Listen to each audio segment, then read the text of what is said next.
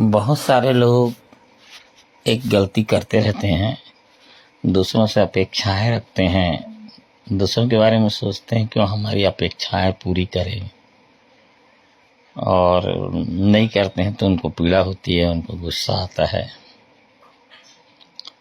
तो मनुष्य किसी की अपेक्षाएं पूरी करने थोड़ी आया है या कर थोड़ी सकता है। कौन किसकी अपेक्षाएं पूरी कर सकता है?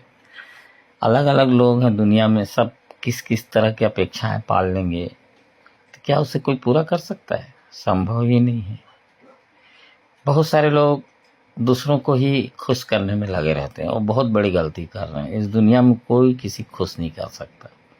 खुश होना न होना वो उसकी अपनी आंतरिक स्थिति है, दूसरा उसमें कुछ भी नहीं कर सकता। हाँ, क्षणिक कोई किसी को सहायता कर सकता है, किसी की अपेक्षाएं पूरी कर सकता है, कभी कोई किसी का लोभ पूरा कर सकता है, कभी किसी की कोई मानसिकता पूरी कर सकता है, मगर ये बहुत क्षणिक है, ये हमेशा संभव नहीं है। बहुत सारे लोग इसी उम्मीद में जीवन भर जीते हैं कि बच्चे हमारी अपेक्षाएं पूरी करे, पत्नी अपेक्षाएं पूरी करे, पति अपेक्षा पूरी करे, मित्र अपेक्षा पूरी करे, और नहीं करने पे बोलते हैं हमारे काम नहीं आया। अरे कोई किसी के काम आ सकता है क्या?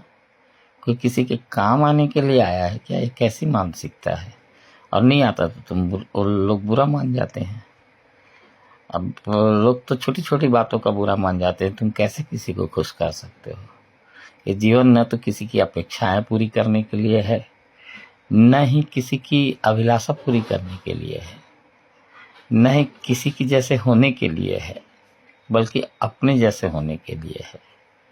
और ऐसा करोगे तो निश्चित है लोग गलत पीड़ित होंगे, लोग तुम्हें गलत कहेंगे, आरोप प्रत्यारोप करेंगे, निंदा करेंगे।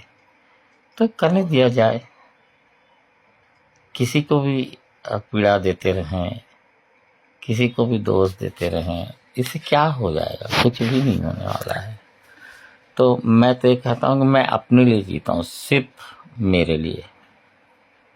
मैं अपनी निजता के लिए जीता हूँ, अपने लिए जीता हूँ। मैं ना किसी की अपेक्षा पूरी कर सकता, न किसी जो जैसा चाहते हैं उसके जैसा हो सकता। लोग चाहते हैं कि ये हमारी धारणाओं के अनुरूप हो जाए, हमारे विचारों के अनुरूप हो जाए, हम उसे जैसे देखना चाहते हैं वैसा हो जाए। ये संभव ही नहीं है, ये संभव ही नहीं। और जो ऐसे लोग जो दूसरों की धारणाओं को पूरा कर रहे हैं, दूसरे पे अपेक्षाओं को पूरा कर रहे हैं, वो मेरी नज़र में तो नपुंसक लोग हैं। हम किसी को जैसे कैसे हो सकते हैं? हम किसी की धारणाओं पूरी करने का कोई साधन थोड़ी हो सकते हैं। हम सिर्फ हम हो सकते हैं। और जब भी हम किसी दूसरे को खुश करने की कोशिश करते हैं, या दूसरों के जैसे होने की कोशिश करते हैं, या दूसरों की इच्छाओं के अनुरूप होने की कोशिश करते हैं, हम अपनी आत्मा को मार लेते हैं, हम अपनी निजता को मार लेते हैं, अपनी उस स्वतंत्रता को मार लेते हैं।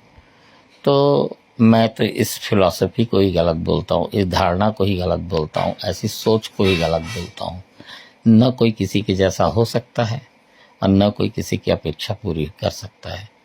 जिसे निंदा करना है करने दो, जो संबंध तोड़ देते हैं उनको तोड़ लेने दो, मगर तुम उनके जैसे थोड़ी हो जाओगे, उनकी अपेक्षाएं थोड़ी पूरी कर सकते। मैं बचपन से एक चीज़ देखा, परिवार में रिश्ते नाते, ये सबसे ज़्यादा घटनाएं परिवार में होती है। परिवार में रिश्ते नाते एक अपनी सोच में जीते हैं, उनकी अपनी एक फिलॉसफी है, अपना देखने का नज़रिया है, और वो चाहते हैं कि तुम भी उस नज़रिए में फिट हो, और अगर तुम फिट नहीं होगे तो तुम्हारी निंदा करेंगे।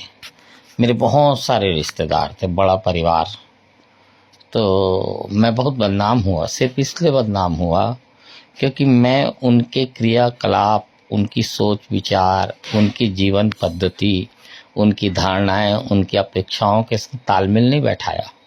मैं सिर्फ अपने जैसे जिया, जो मुझे ठीक लगा मैंने किया, जो ठीक नहीं लगा नहीं किया, तो उनकी निंदा का शिकार हुआ। बहुत सारे लोग मुझे सिखाते थे, नहीं ये सही है, ये गलत है, ऐसे नहीं करना चाहिए, ऐसे करना चाहिए। तो उस समय तो मैं बहुत ज़्यादा नहीं जानता था, मगर मैं करता नहीं था, मेरे मन में विद्रोह था, मैं करता वही था जो मुझे करना चाहिए।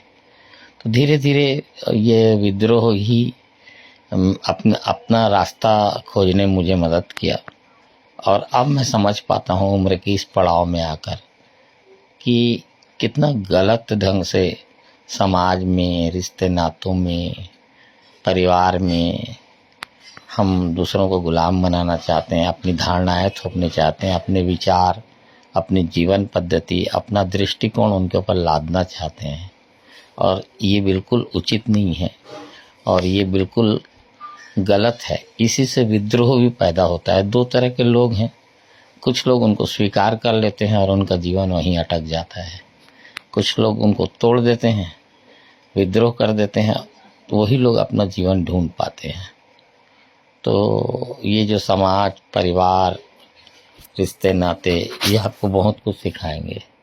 कुछ सीखना मत इनसे, अपने से सीखना, अपने अनुभवों से जानना, किसी की मान मत लेना, अपनी दृष्टि से देखना, अंधे मत हो जाना, अंधे होकर दूसरों का अनुसरण मत करने लगना। लोग समझाएंगे ये रीति है, ये रिवाज है, ये परंपरा है, ऐसा ही सच है।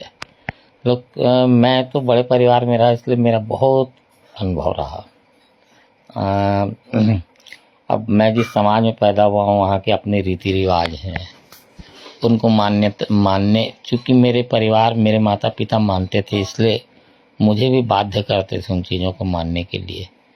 तो मैं मानता तो था, क्योंकि माता पिता हैं, मगर अनमने ढंग से, अंदर से नहीं मानता था। सिर्फ बाहर से मानने के लिए एक एक्टिंग करता था, क्योंकि मेरी मजबूरी थी। मैं अपने माता पिता को अवॉइड नहीं कर पाता था, दुखी नहीं कर पाता था।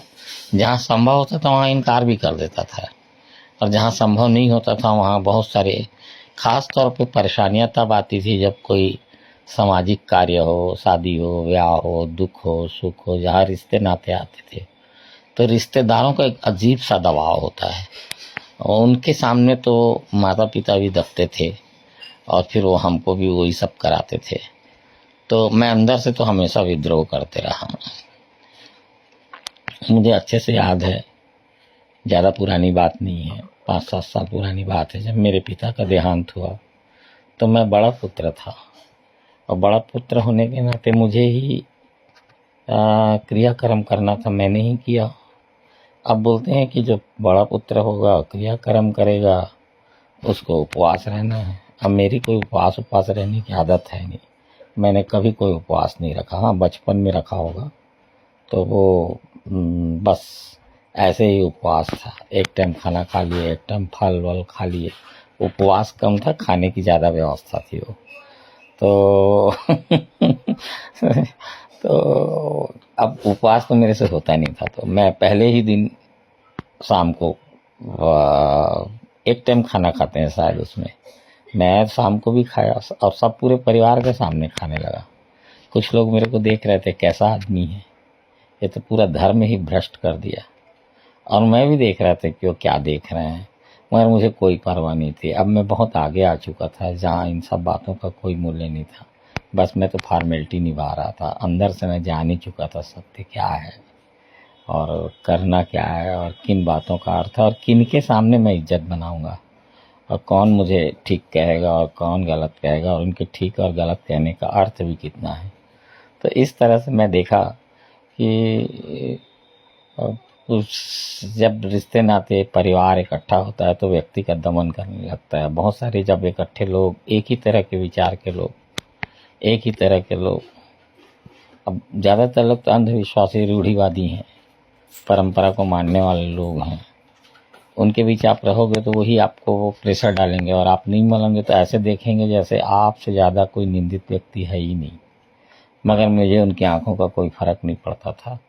हालांकि मैं तो अब उनके बीच जाता आता भी नहीं हूँ और नहीं बुलाता हूँ, क्योंकि ये सब पॉसिबल ही नहीं है। जब तक समझ नहीं थी, जब तक पूरी दृष्टि स्पष्ट नहीं थी, तब तक। अब फिर एक जिम्मेदारी थी, एक माता पिता का प्रेम था, उसको निभाने के लिए मैं कुछ कुछ एक्टिंग करते रहा।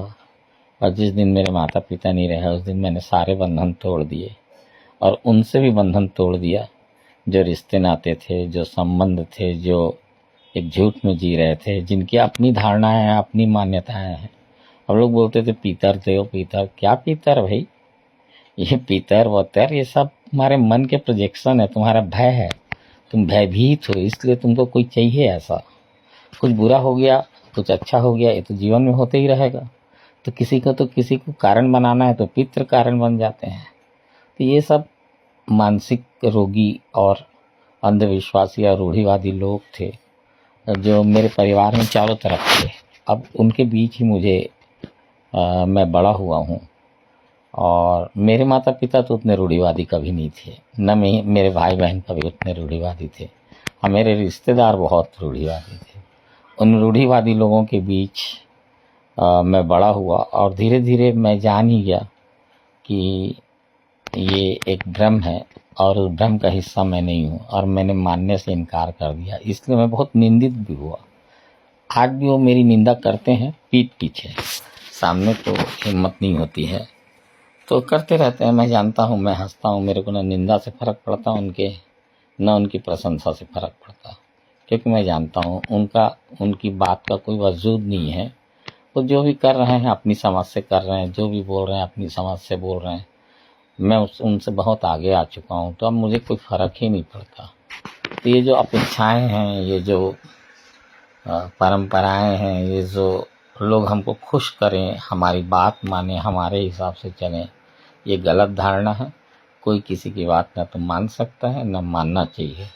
आदमी को अपनी दृष्टिकोण से, अपने चेतना से, अपने विवेक से जीना चाहिए, न कि लकीर के फ़कीर की तरह दूसरों का नकल करना चाहिए, दूसरों का पिछलग्गू होना चाहिए। और मैं इस बात का सख्त विरोध भी करता हूँ।